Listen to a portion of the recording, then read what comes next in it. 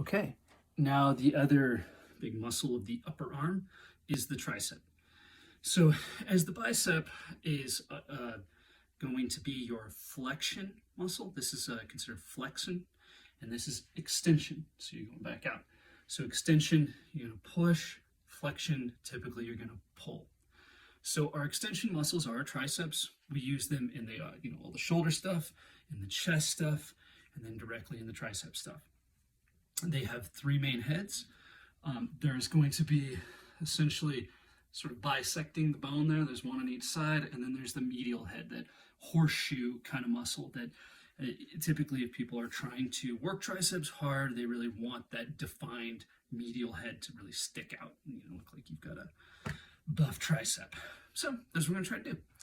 And one of the key things about triceps, there's a variety of ways to work them, as we said, but the only way to make sure you're hitting all three of those heads is with an overhead extension, some sort of work where you're in this position.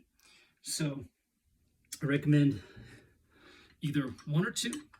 If your weight is heavy enough and you're lucky to be able to just find a way to kind of hold it, we want to get where our elbows parallel with our head, and we're just trying to actually extend it from about here. So we come up the straight and then down to maybe a degree past 90. We don't want to be down here. If we get it heavy enough to get good exercise out of it, it's too heavy down here. So that's past range of motion. We want to make sure that our range of motion is from about 90 degrees to a full extension.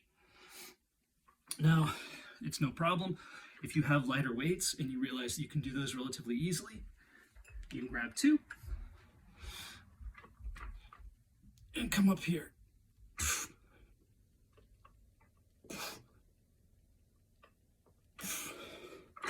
So, the full extension is, like I say, the only way to hit all three heads.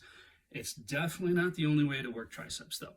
So we want to make sure we're getting those in, and we also want to make sure that when we're doing these, if we're feeling any discomfort in our elbows, you're more than welcome to go wide.